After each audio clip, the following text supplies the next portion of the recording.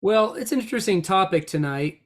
Um, no doubt I have to deal with this a lot in the work that I do because I'm on a couple college campuses here in Columbus, Ohio, and constantly talking to college students about their beliefs.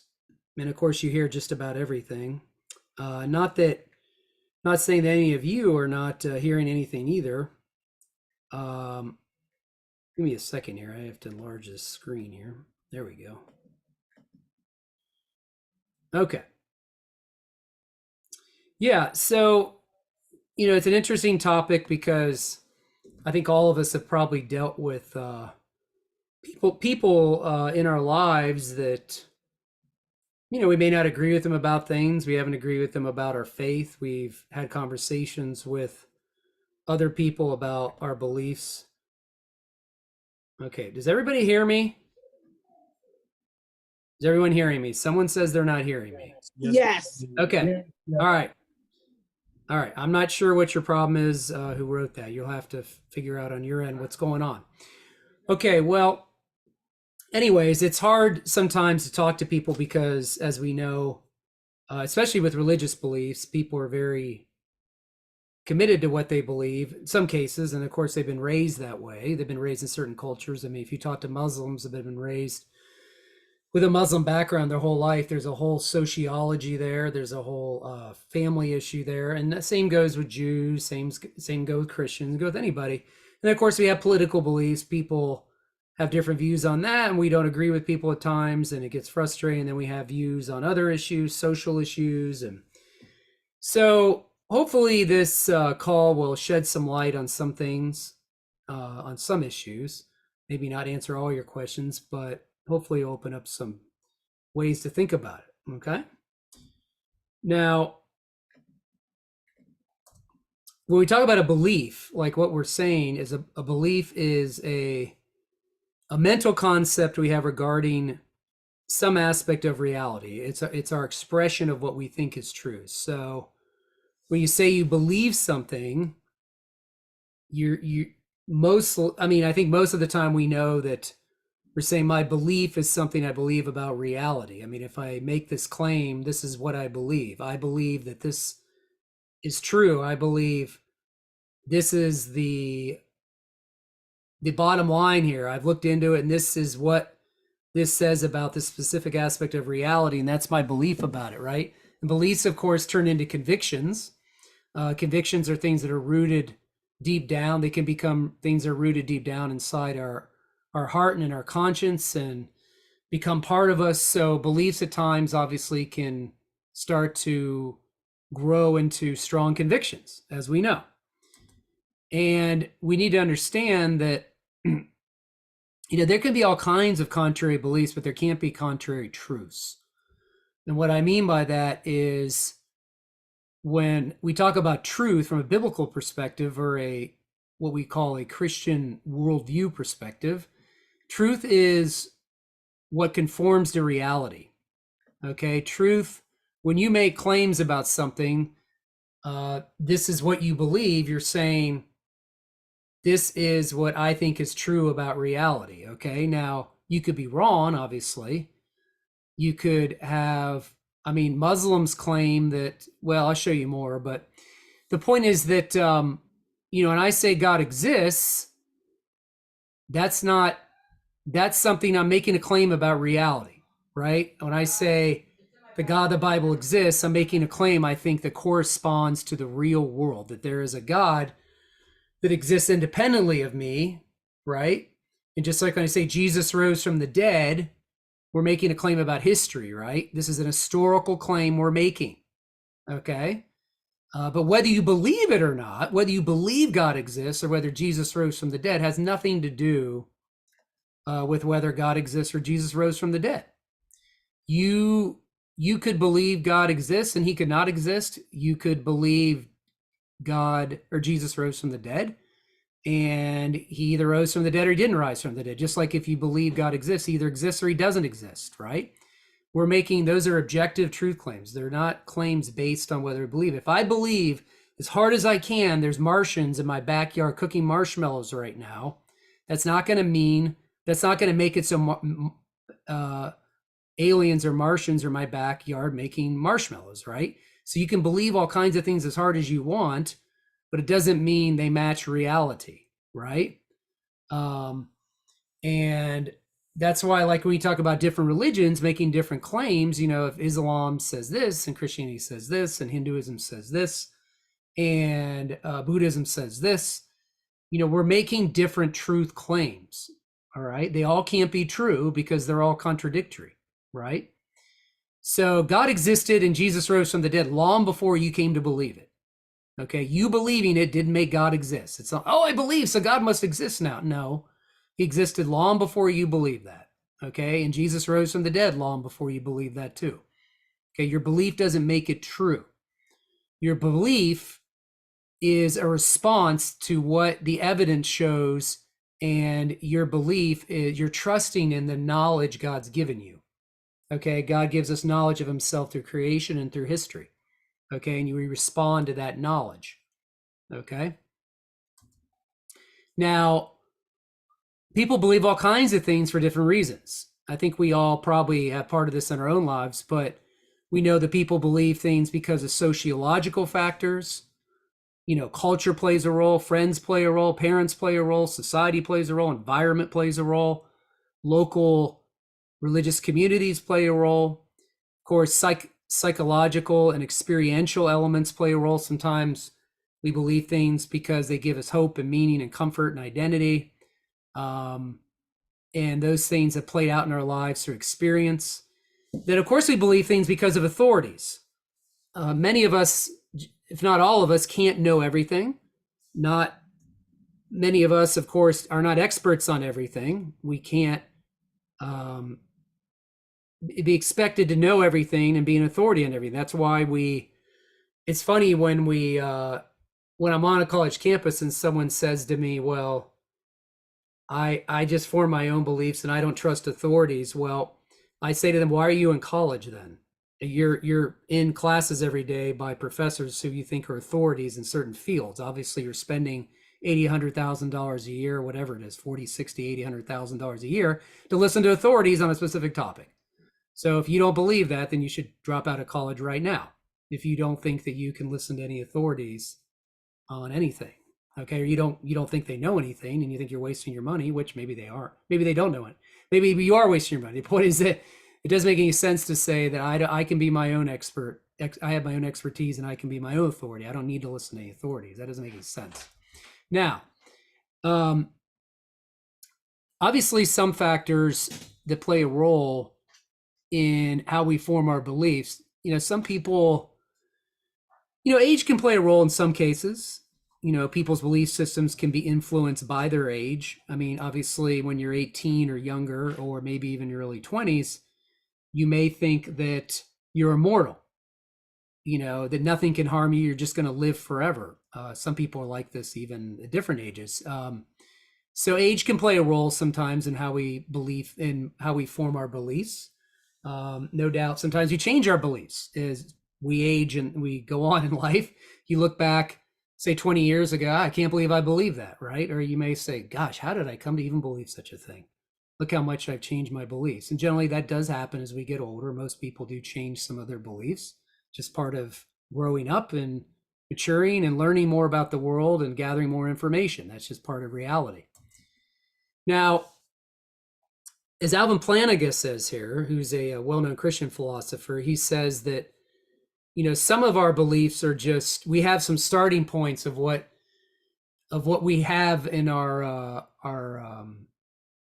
the way God's designed us, just the tools we have. We start with these things and we rely on them every day. We rely on our senses, our five senses. We think our memories are generally reliable. And we, a lot of times, of course, we have to trust the testimony of other people. That's how we come to believe things, right? I mean, you get up every day. I think that unless you have some sort of hindrance or like a handicap, some of you may on this call, I'm sorry if you do, I don't know you personally that well, but maybe you have your eyesight's not good, or your hearing's not good. But the point is that most of the time we trust our senses, right? To navigate reality. We use our memories and we trust the testimony of others.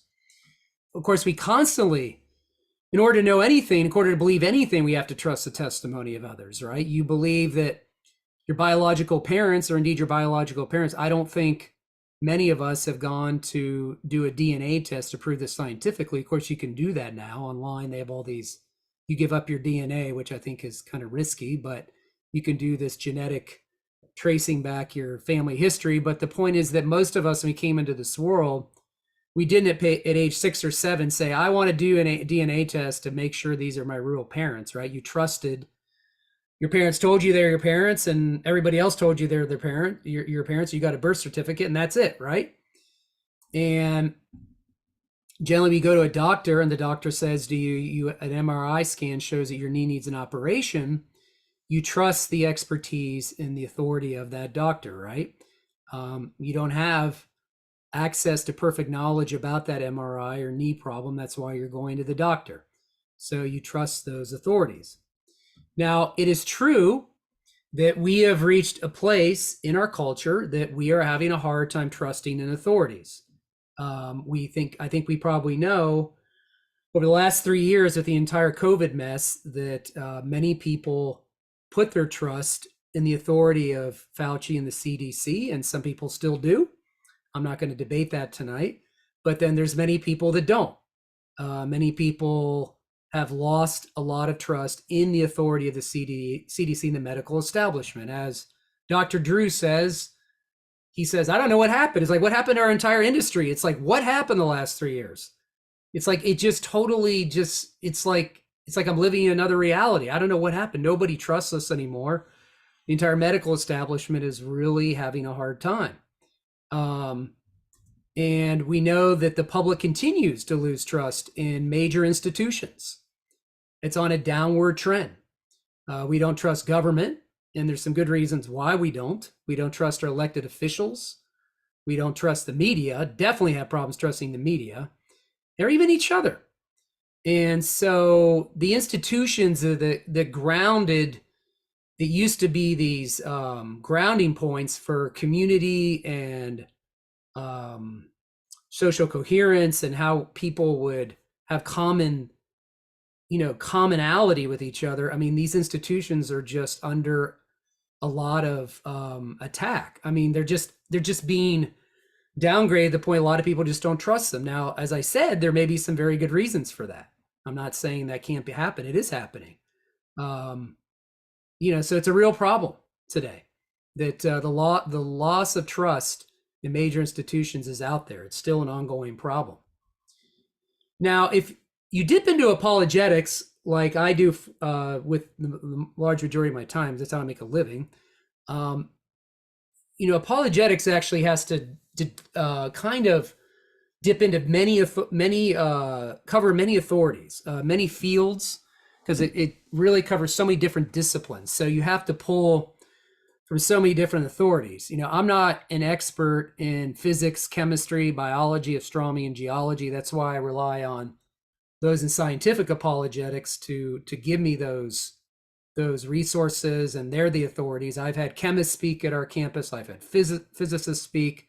I've had biologists speak, because I know that they're an authority in that field. So just like historical apologetics, we rely on historians, those that can do textual criticism, those that can know the historical method, and we rely on historians. And then philosophical apologetics, we deal with philosophers that talk about all kinds of different things. There's all kinds of different fields of philosophy, but that impacts how we do apologetics. And then, of course, biblical apologetics, we have to answer questions and difficulties in the Bible, or defending the reliability, authority, inspiration of the Bible. And so apologetics has to rely on so many different disciplines that you almost have to pull from different authorities. I mean, I can't, try to give an example here of a book on my shelf. Let's see here. Here's one. This is the first book I ever read on why the universe is precisely set up for life and why we're even here. It's called The Privileged Planet: How Our Place in the Cosmos is Designed for Discovery. One of the authors is an astronomer, and the other is a philosopher, but I had to rely on their expertise, on what they said about that. I'm not an expert on that topic. I mean, I can read it and I can learn the information and I can teach it. I mean, I can, obviously that's what most people do when they teach. They pull from authorities and they learn. Um, but anyway, okay. Now, it is true that when you listen to an authority and how you form your beliefs, that person has to be qualified to speak about that topic. You can't run out and just gather or form a new belief off somebody that has no credentials and no real authority at all, is not authority at all to speak on that topic. So when you start listening to people that are speaking outside their field, it gets a little risky. Okay. I don't know if you know who Richard Dawkins is. He's a well-known atheist, but he wrote a book years ago called The God Delusion, when he tried to show people God does not exist. And the book got criticized heavily because Richard Dawkins is a biologist.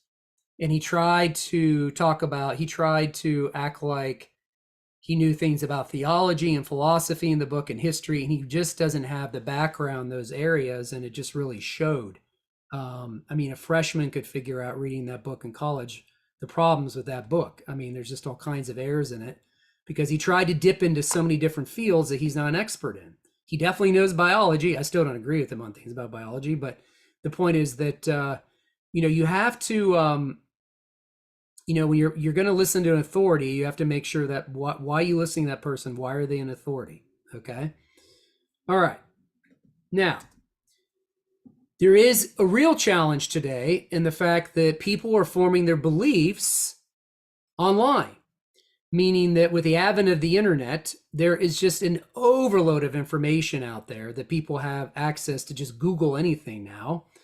And people are their own self-authorities now. That means that many people don't think they need any formal training.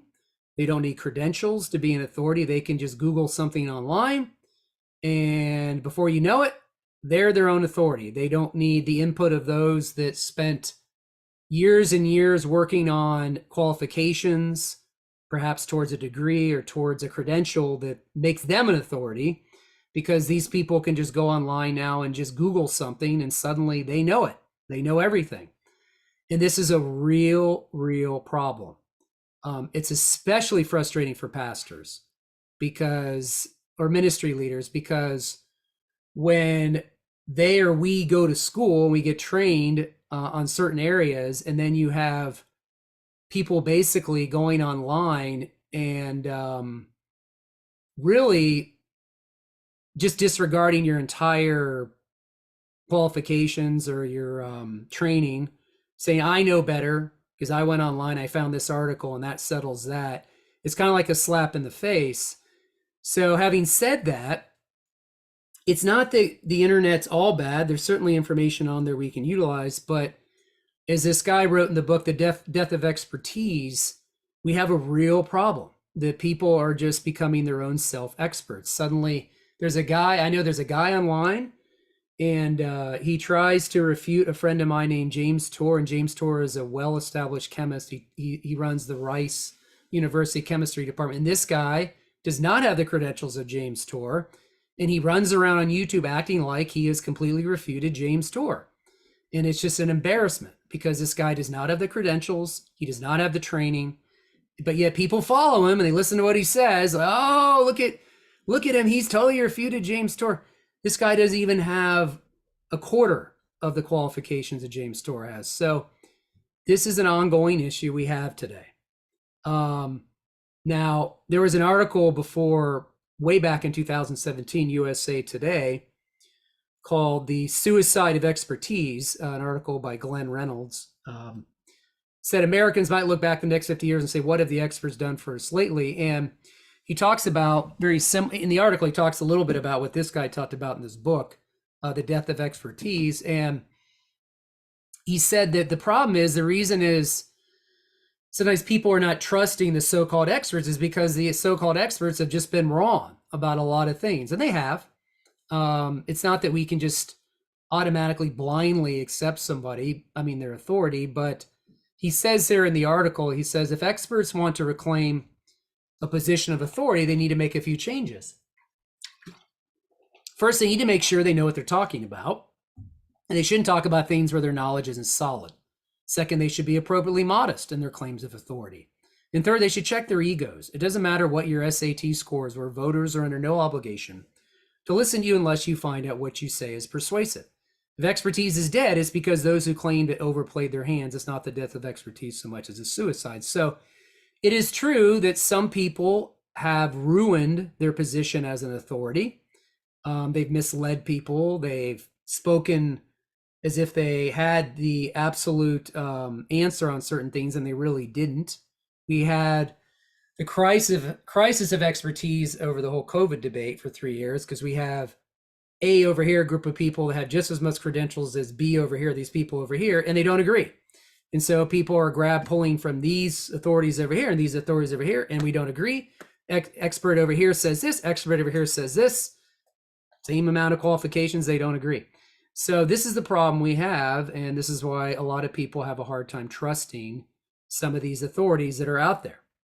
But we mustn't give up. We mustn't just throw it away and say, well, I'll just become my own authority. You still have to pull from some authorities to know anything, right? Now, when it comes to forming beliefs, moving on here, tell me which of these can be verified through trust, testimony, and personal experience. Now, all these beliefs right here, you only know through trusting what somebody tells you or what the testimony of somebody is, or through personal experience, right? I mean, 2 + 2 = 4. You're trusting the authority of a mathematician to tell you that. Of course, you know that from experience too, because you learn how to do math, right? And it's pretty obvious. Washington is the capital of the USA. Salt is a compound of sodium and chlorine. The MRI shows cartilage in your knee is worn away. I live in Sydney, Australia. I went to elementary school in Adelaide, Australia. I have a cousin called John. I know where you can find a good coffee shop in Vancouver. I cook a good pancake. I love my wife. These things are all known through experience, testimony, and trusting what people tell you, right? But what about facts? You know, this issue of people forming beliefs and what's the relationship between facts and belief, because this has been a real problem. So fact is something that is true and corresponds to reality. Whether you believe it or not, it's still a fact, okay? A fact is something that exists in reality. So once again, if I say it's a fact that Jesus rose from the dead, you believing it does not make Jesus rise from the dead. That's a claim, an historical claim that can be verified historically, okay? We can look at the evidence, the way the evidence then come up with, after that, then we can say we believe the evidence or we don't.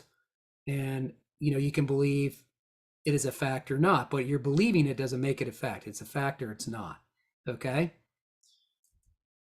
But when it comes to interpreting facts, you know, evidence is always a body of facts that requires human interpretation. So the evidence doesn't say anything.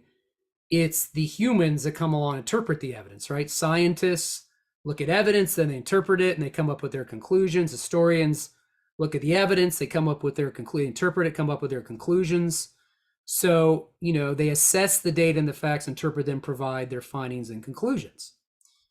And everything you really believe and everybody believes is a result, a lot of times, from inferential reasoning. That means that you make inferences off the evidence and the facts. So an inference is you probably made inferences today already. You've probably made a dozen inferences throughout this day. For example, I was downtown today in downtown Columbus, Ohio, and I was looking for a parking place, and there was no garages available to park in. And I started driving around the streets, and I made an inference that there's probably those park meter apps somewhere I could find, right? Even though I couldn't see them at the moment, I couldn't see the actual park meter places I could park. Not a meter, there's an app you have on your phone, you put in the number and then you pay for it. There's a little thing that is on the street that you can see it that allows that. So I started driving around, and I made an inference that there's probably some park apps I could find if I just keep driving around a couple streets, and sure enough, I found one. But the point is that you make inferences every day off things you may see directly or things you don't see directly, okay? Because a lot of times scientists and historians make inferences off things they didn't see, right? We weren't there to see the beginning of the universe. We weren't there to see how life formed on earth. We weren't there to see Jesus rise from the dead. We weren't there to see how any of the events in the Bible. None of us were there to see them. We make inferences off the data, right? That's what we do. So you have the data or the information, then you make an inference about it, an educated guess, right? And then you make the claim about what you believe. For example, here's a bad inference. Let's say a teenage girl runs into her parents' room about 11:30 night and says, "My boyfriend Tim didn't call tonight. This means he doesn't love me anymore. He never called me." So she's making an inference, but perhaps it's not a correct inference. Perhaps Tim didn't have time to call her. Perhaps something happened to him. There's all kinds of other inferences that could be made, but it doesn't necessarily mean she's making the correct inference. Of course, we make incorrect inferences too. Okay, but the point is to make inferences all the time. None of us see any of these things directly. None of us are able to see electrons, protons, neutrons, atoms, electric fields, magnetic fields, gravitational fields. I've never seen justice directly. I've never seen consciousness of other human beings. I've never seen the wind directly. I see the effects of these things and I make an inference that they're real. Okay, that's what I do when I'm looking at the wind blowing on the tree, on the leaves. I don't see the wind directly. I see the effects of the wind, right? And that, of course, is how we know God exists, by his effects. Just like a cold case detective that comes into a room, he was not there to see what happened. Okay, he's looking at the data he has and trying to come up with the best explanation. He's making inference off the data about what the best explanation is. Was this caused by a suicide? Was it caused by homicide? Then what the cold case detective does is he takes his data and his evidence, he presents it to court of law, and then it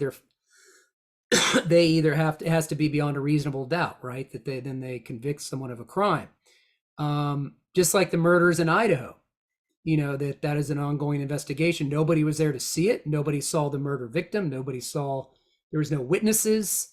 They found the victims. They were obviously horribly stabbed to death. And now the detectives they gathered the data, right? The information, and they're making inference that they have a suspect now that did it. They make an inference that this is the person who committed the crime. Now, of course, that has to go through the whole trial process, but the point is that none of them were there to see it, right? To see that crime happen. Okay, they have to make an inference off the data once they get the data that comes in from the evidence they collect. Just like we make design inferences. That means we look at certain things. That many things are the result of an intelligent designer. Just like if I'm walking on the beach and I see this perfect sandcastle of Jesus, I know that it took a human designer to do that. I know that the wind and the erosion and the waves did not form a perfect looking Jesus on a cross and carve out "Thank you, Jesus." That took an intelligent agent. Whereas on the right, I look at sand dunes. Those are just blind, unguided natural processes. That's a result of no intelligence. I mean, as far as it's just nature by itself running its course. But the point is that you can make an inference. Same thing with, criminal investigation. When you find a man by the side of the road who fell, you're going to have to make an inference. Did that guy fall by accident? Was he pushed intentionally by somebody? Or was it necessary the man to fall? We do this all the time. We have to use inferential reasoning in everything we do. It's how we come to believe what we believe. Now, the problem we run into is sometimes two people, of course, can look at the same evidence and draw different inferences from the evidence, leading to different claims. And why is this? Why is it that some people look at the exact same evidence and say, you know what, my inference is this and your inference is that, and we're not saying this, we're not coming to the same conclusion. Part of the problem is that we all have presuppositions in our worldview. Related to our worldview plays a role in how we interpret reality. Okay, presuppositions are things that impact how we think, view the world, interpret evidence. They're starting points for how you think about anything. There's some things we assume to be true and just take them for granted. Okay. So, our worldview is, you could see it as, you could view it as like a set of presuppositions about the makeup of the entire world. It's the way we view reality. It's a framework for how we view the world around us. Everybody has a worldview, or they're forming a worldview. Of course, I deal with college students, and they're all still forming their worldview. But it's not just an intellectual, rational construct. It's something that takes deep root inside of us. Okay, it takes root inside our hearts, and it sinks into what we think and say and do. Okay, and worldviews are shaped by our family, they're shaped by experience, they're shaped by friends, peers, sometimes social media, they're shaped through education. But the point is that our worldview definitely shapes how we interpret evidence. Okay, it's just, there's no way around it. And sometimes we see things differently because we have what are called a priori beliefs. That means that before we even look at something, we already have this belief system set up in our mind that it's going to play a role in how we interpret it. So before you even look at a piece of evidence, you've already determined ahead of time, how you're going to arrive to a conclusion or how you're going to interpret that. Okay. For example, if this guy right here doesn't believe people can rise from the dead, this guy actually doesn't. He's a liberal Christian scholar, but he says here, look what he says: a person has the right to say, "I believe by faith believe that God has intervened in the resurrection event." It's a theological presupposition of mine that God doesn't operate in that way. So he doesn't believe in miracles, and he doesn't believe people can rise from the dead. So that's a presupposition he has ahead of time before he even, examines the evidence in the New Testament. That's the way that's his worldview. Okay. Same with this guy here. He says, I think he passed away last year. He said, "We take the side of science in spite of the patent absurdity of some of its constructs, in spite of the failure to fill many of its extravagant promises of health and life, in spite of the tolerance of the scientific community for unsubstantiated just so stories, because we have an a priori commitment, a commitment to materialism. It's not that the methods and institution of science somehow compel us to accept a material explanation of the phenomenal world, but on the contrary, we are forced by an a priori adherence to material causes to create an apparatus investigation set of concepts to produce material explanations, no matter how counterintuitive, no matter how mystifying the initiates." So it's basically saying that the worldview of materialism, the material world is all there is, right? There's no God. We're just matter in motion. He's got an a priori commitment to that. That's his worldview, and that's going to shape how he views any evidence. Okay, so he's already set the rules of the game ahead of time. He won't pay any attention to any kind of intelligent design. He won't pay attention to creator. He won't look at the evidence for creator. Basically, his worldview has told him already ahead of time that the material world is all there is. So that's an a priori commitment. See, he doesn't. That's kind of dangerous, but that's what he's doing. Now, what about emotions and our beliefs? Well, like Thomas Sowell says here, he's still kicking. I think he's in his 90s. Brilliant thinker. You should read some of his books. He says here, emotions neither prove nor disprove facts. There was a time when any rational adult understood this, but years of dumbed down education, emphasis on how many people feel, have left too many people unable to see through this media gimmick. And he's right, because emotions don't really prove any facts. Emotions can play a role, but they don't change a fact.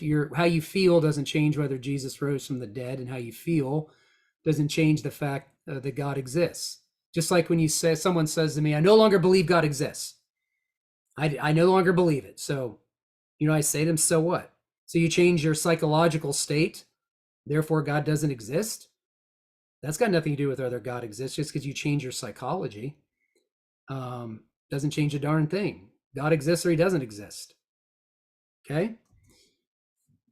So sometimes you'll see a fallacy. It's called an appeal to emotion. And this is where someone appeals to another's emotions to win an argument. They try to manipulate someone to win an argument. So emotional appeals don't really rely on any facts or evidence. They just rely on emotions. For example, you talk about the same-sex marriage debate, went on for years, sometimes still goes on today. Someone would say, well, these two people are in love with each other and they just want to be happy. So that's justification for allowing allowing same-sex marriage, or whatever, allowing same-sex relationships. As long as people are in love, that's all that matters, and they want to be happy. So that is not appealing to any facts or evidence. That's strictly appeal to emotion, as if you're supposed to go, oh, you're right, yeah, you're right, they're in love, and that's all that matters. No, that's not an argument. Okay. And making assertions is not the same thing as providing evidence. You can assert anything. People can assert things all the time, but assertions are not evidence. For example, someone comes to you and says, the Bible's filled with myths and errors, or science is the most reliable form of knowledge, or I think Jesus is just one of many paths to God, or miracles don't happen, or the Bible teaches God hates gay people and it's oppressive to women.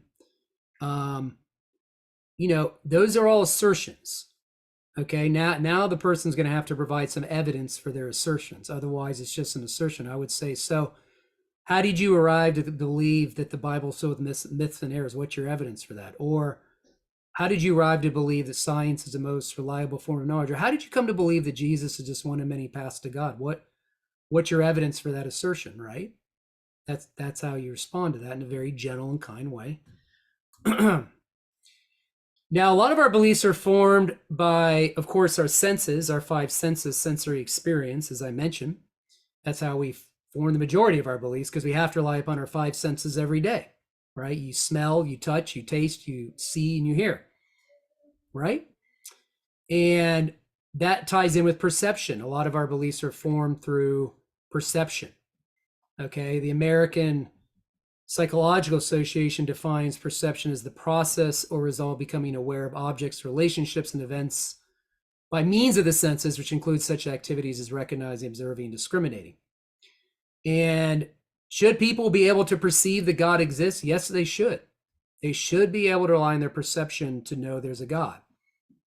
Paul talks about this right here in Romans 1:18-24, when he says, the wrath of God is revealed from heaven against all ungodliness and unrighteousness of men who by their unrighteousness suppress the truth. For what can be known about God is plain to them, because God has shown it to them. For his invisible attributes, namely his eternal power, his divine nature, have been clearly perceived. Notice he says perceived, ever since the creation of the world and the things that have been made. So Paul says you should be able to perceive the existence of God by looking at what God has made, looking at the natural world, right? You should be able to see the footprints of God by looking at the natural world. But then Paul goes on to say, people are without excuse, says they had the knowledge of God here, but they didn't glorify God, and they turned against God, and they fell into idolatry. It says they became fools and exchanged the glory of the immortal God for an image representing mortal human beings, et cetera, et cetera. So God ends up giving them over to this. Right, he turns them over to their idolatry. They exchange the truth of God for a lie and worship and serve the creation rather than the creator. Okay, and so definitely people should be able to perceive God exists through looking at the natural world.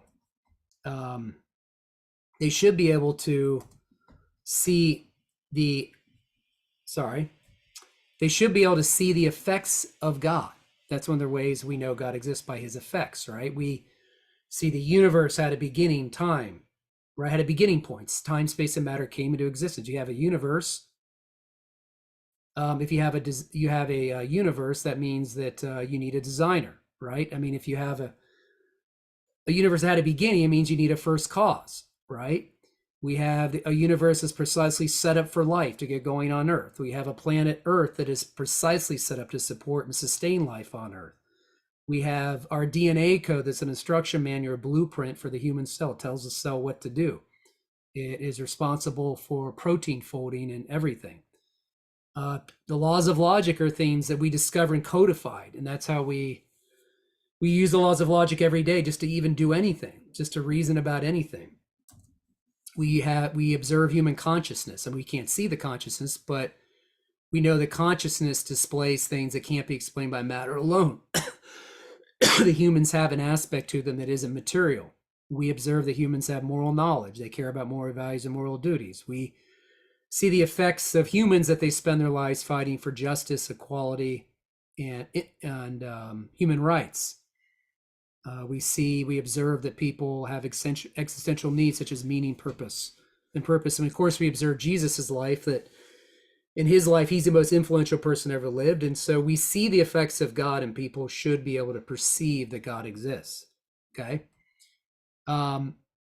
It's interesting. A couple authors have gone on to say that people are built with a intuitive awareness of design very early on in their lives. Kids have this this need to invoke a designer very early. This is what a professor of psychology at UC Berkeley, I call it Berkeley. She's even an atheist, but she says by elementary school age, children start to invoke an ultimate godlike designer to explain the complexity of the world around them, even children brought up by atheists, right? It's just built into them. Same thing this woman says here, Deborah Kellerman. She says humans do have a strong predisposition to construct beliefs about purpose and function in nature, but it's physical, social, and cultural environments that bring them out. Even though advanced scientific training can reduce acceptance of scientifically inaccurate teleological explanations, it cannot erase a tenacious, early emerging human tendency to find purpose in nature. It seems that our minds may be naturally more geared towards religion than science, and that's probably Romans 1 working right there. People look at the world around them, they intuitively know that there is a designer. Of course, God makes that clear, as Paul says in Romans 1. It's not hard to see it. It's clear as day.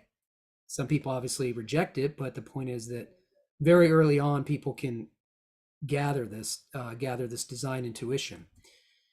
Now, another thing that one of the reasons we don't agree with people on certain beliefs and we have come to different conclusions and how we form our beliefs is because of what's called plausibility structures. Okay, that means that everything we believe is filtered through our own plausibility structures. Plausibility structures filter out claims that we believe cannot be reasonable or potentially true. They don't necessarily tell us if a claim is true, but what they do is that we will hear something and then we will the plausibility structure you have will consider whether this could be true. So it's just part of our worldview too. It's similar to our worldview. We allow things in that we consider plausible, right? And for example, if I'm talking to a Muslim, which I have many occasions about this very thing, and I say to a Muslim, Jesus is God, he died and rose from the dead. The Muslim responds to me, that's implausible. God is one, and Jesus dying for sins of humanity is weak. So that's not part of the Muslim's plausibility structure. He won't entertain that because it's not part of his plausibility structure. If I say to a Jewish person, Jesus is the promised Messiah of Israel and the nations, and a Jewish person responds, Jesus didn't bring peace to the world, the proof is in the condition of the world. So he's not allowing that as part of his plausibility structure. If you take an atheist, they won't consider people rising from the dead, virgin births, non-scientific explanations, and people's religious experience as plausible reasons to believe in God. They've already written those off. It's not part of their plausibility structure, okay? So it's a red flag to them. Or for us as Christians, it's totally plausible. God created the universe and world. People can be born of a virgin. Jesus rose from the dead. And religious experience is very powerful in confirming our lives. So that's part of our plausibility structure. Okay? Look at this one. I mean, if someone comes to you, says, I think the disciples fabricated the story of Jesus so they could get power, we could say, they say, well, isn't it possible? Yeah, it's possible, but not everything's possible is plausible. You can't say something's plausible until you provide evidence to support that assertion. So if someone says to me, I think the disciples fabricated, they lied about it, I'm going to say, well, what's your evidence for that? I mean, you're making a claim, right? And then is it more probable than the other explanations we have, which the resurrection explanation is a better explanation. Now, some people obviously, when they come to believe things, some, not a lot, but some will try to gather evidence, try to be rational, and try to come to the best. Their plausibility structure will allow the role of facts, evidence, and data. They'll allow that. Some people don't, though. Because when we talk about being rational, that just means we're trying to arrive at true beliefs. The goal to be rational is say, I believe something is based in reality, right? For example, if a Muslim says to me that, well, I'll show you in a second here. I have an example. But beliefs require information, and beliefs are always about something or someone.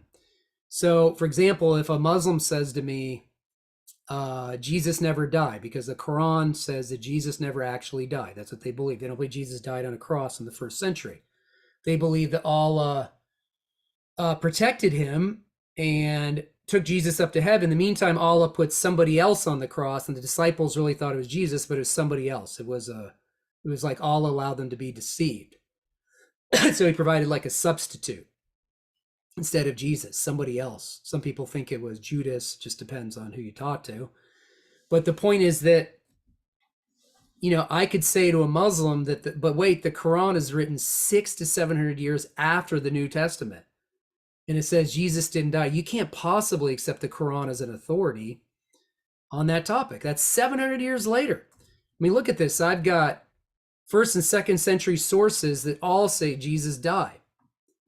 All kinds of sources that are written way before the Quran came along saying Jesus really died. So wouldn't you want to accept the earlier sources? Earlier sources are closer to the event. All historians want the earliest sources.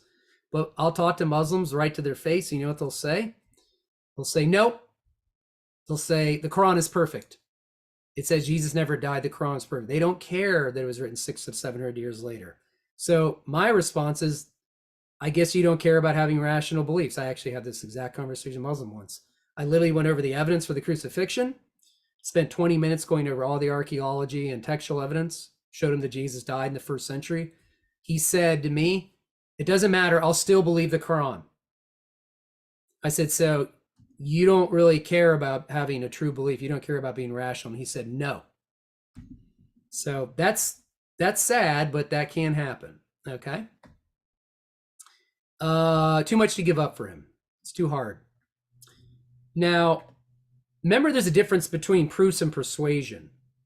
That you can provide something that you think is a proof to somebody, but whether they're persuaded by it, some might say, I'm just not persuaded. Well, that's got nothing to do with the evidence. That has to do with their subjective intake of the information, because they're taking their worldview, their presuppositions, and their entire life experience into assessing that argument. And, whether they're persuaded is going to depend on all those things, on those factors, okay? It isn't just completely objective. It's they're taking in their whole worldview and presuppositions into it. But, the question is, can people change their beliefs, and is it hard? Why is it so hard for people to change their beliefs? You ever dealt with people that you say, forget it, it's worthless, they're never going to change their view on this? Well, let me tell you something. This guy wrote this book, Samuel Chan. He wrote a book, Evangelism of the Skeptical World. He said here, he did a thought experiment in a classroom one day. He said to his students, he said, what would you do if the bones of Jesus got discovered? He said, would you leave behind your faith and adopt a pagan view of life or worldview that Jesus never rose? And would you change your whole view if the bones of Jesus were discovered? Now he's speaking in class, he's talking to people that gave up careers to go into ministry, missionaries, pastors, all kinds of people. And he said, would you give it up? Would you give up this entire degree program? Would you give up your desire to be a pastor or missionary or your calling, whatever? And he said none of them raised their hand no. He said even if they found the bones of Jesus, they wouldn't give that up. That's very interesting. So he's showing that their prior truth commitments override the facts. So it can happen with Christians too. In his experience, it did here. Now, personally, that was me. If they found the bones of Jesus, I'd stop. I couldn't be an honest Christian anymore, because that falsifies Christianity. Paul says if Jesus isn't risen from the dead, we're all dead in our sins and we're preaching a false gospel. If you find the bones of Jesus, game, set, match over, Christianity is false. But they haven't found the bones of Jesus. I don't think they find the bones of Jesus, because Jesus is with God. His bones and the whole body went up to be with God. I'm just saying if that did happen, then that would falsify Christianity. So Christianity is falsifiable, but they haven't been able to do that. James Cameron tried it years ago, and he tried to find the tomb of Jesus. Didn't work out. He never found it. Okay. Now, um, there's a guy named Jonathan Haidt who wrote a book called The Righteous Mind, Jewish atheist academic guy. I actually been witnessing to his nephew on campus a lot. His nephew comes out and talks to us a lot about religion. He's an atheist too.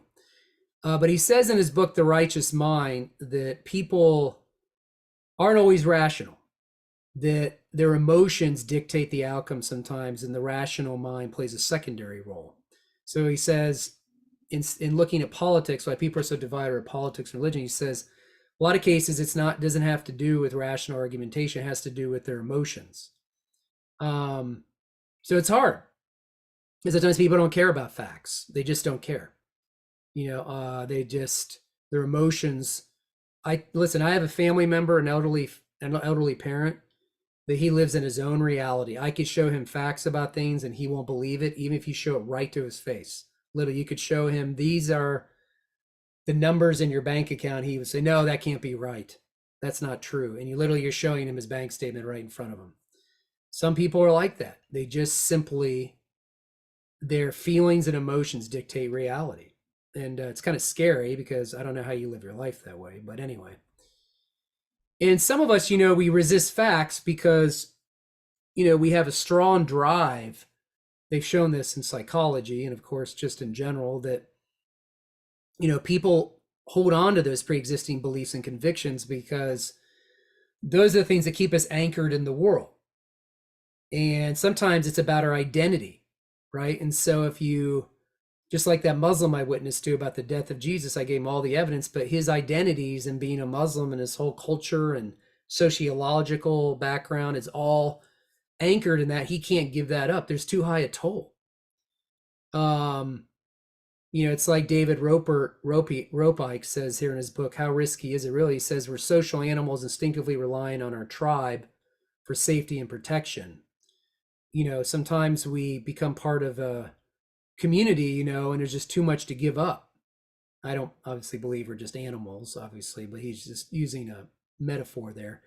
But the point is that, it's hard. And so a lot of times we just resist facts. Now, not everybody's always objective. Obviously, being objective means that those are things that are outside yourself, that there is an objective world outside yourself. Objective truth is something outside you. It's not based on your subjective beliefs, right? And obviously we try to be objective. We assess information. We try to not be totally overruled by our subjective bias, but the reality of it is that subjectivity can play a role, and our subjective bias and our own background and beliefs play a role, and we assess information. But the goal obviously is to try to be as objective as we can, but it's hard in a lot of areas: politics, religion, everything. So in order for someone to change their belief, they've got to be willing to take in new information. They've got to allow the information to enter into their mind. They've got to entertain new information. And of course, in many cases, people won't even allow new information into their mind. They just push it away, right? Maybe they do this because it's their will already. They've already decided ahead of time they're not going to allow any new information into their mind. Or they may not trust how the information came to them. They may not trust the authority there, the person that gives the information that they've gotten. They just don't trust the person who gathered the information. But we have to decide sometimes whether we're going to allow it to look at a different perspective and be willing to adjust our thinking.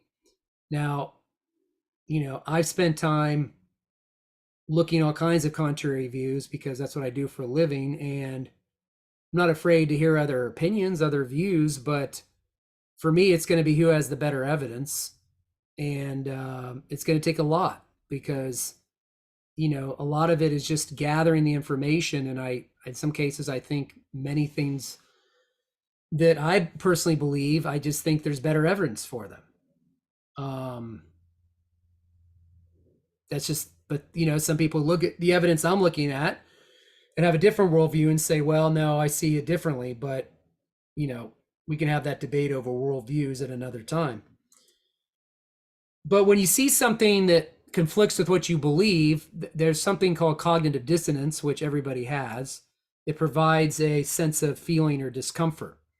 Because what happens with cognitive dissonance is when you believe something so strongly, and then you're hearing counter evidence, and then you have that dissonance in your mind. Oh, you know what I mean? Like, I don't know. It's not what I always believed. I mean, you know, it's just hard. I can't accept this. I've always believed this, and now I'm hearing something that's different. Well, everybody experiences this. You can be an atheist, you can be a Christian, you could be a Muslim, you could be Jewish, you could believe this political view or that political view, you could believe something about the medical field. It doesn't matter what it is. Everybody deals with this. Okay. It's just part of life. You can work through it. It's not like you can't work through it. You just have to know where to find the information and how to deal with that dissonance, what you do with it. And of course, everybody's guilty of some confirmation bias, or we call cognitive bias, where we tend to only look for things that agree with what we already believe. Sometimes it's intentional, sometimes it's unintentional, but we tend to sometimes just look for things to already back up what we believe. Our mind's made up, and then we look for things to help confirm what we already believe. Christians do it, Mormons do it, Jewish people do it, Muslims do it, atheists do it. Everybody does it. It happens in politics. It's hard to get around it. It doesn't mean you can't be objective at all, but it's hard to curb our biases. Okay, it's just biases are part of the human condition. Okay, everybody has them. I don't think anybody's 100% objective and totally neutral on anything. It's just not the way we're wired. Antony Flew was a well-known atheist philosopher for years and decades, and he actually did change his worldview very late in life, right before he died, a few years before he died, and he left atheism. He came to believe in a creator just because of looking at the evidence in cosmology and physics and elsewhere. He didn't come to believe in Jesus, so it's not necessarily like a big victory, like, oh, he left atheism, he believes in God. Well, the demons believe God exists too. So it's like a first step, but it's not what you need to do to really go all the way and have a relationship with God. He needed to really trust in Jesus. But as far as we know, he never did. We don't know for sure. But the point is, he did leave his atheism, and he did have a change of worldview. So it can happen. Definitely can happen. In some cases, it's hard to admit we are wrong, because, you know, when we believe something, we attach our identity to a specific belief, right? Our whole group identity or our own identity is wrapped up in that thing. And so when we chose to live our lives on a particular worldview, it can be costly to change course. And of course, pride can be an issue, admitting we're wrong. And of course, we need to remember that, you know, it comes to talking to people about the God issues, the Holy Spirit is the one who's the agent of persuasion, right? He uses us and he works through us, but certainly he is the one who persuades people to believe in the gospel. We present the information, and the Holy Spirit's the one that persuades. We don't persuade anybody. He uses us as mouthpieces, of course, but he's the one that has to really do the work. Why he uses us, I have no idea, but he does. Let me just mention the last thing about belief and faith. You know, faith and belief, or when you talk about the word faith and belief, those are not really, those are English translations. Okay, those are not really a good way to look at the word faith in the Bible. The word faith, pistis, that's what we're talking, or pistuio, believe, is what we're trying to, that's what that means. And that means, pistis means faithfulness, reliability, fidelity, and commitment. Okay, so when Paul says all slaves, like he says in Titus 2:10, he says all slaves should not steal but obey, but should display all good pistis. That means he's saying they should display all good faithfulness or reliability or fidelity towards their masters, right? He's not saying slaves should entirely trust in their masters, rather they should show complete faithfulness or loyalty to them.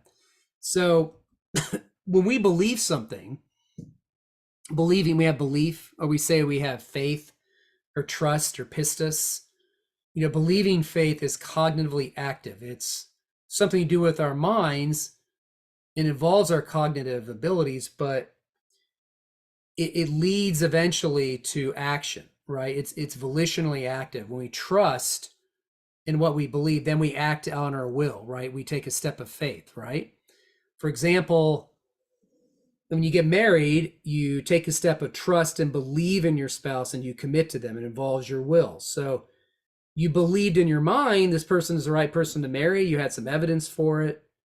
You don't have 100% certainty, but you have enough information there to then exercise your will on that the day you make that commitment.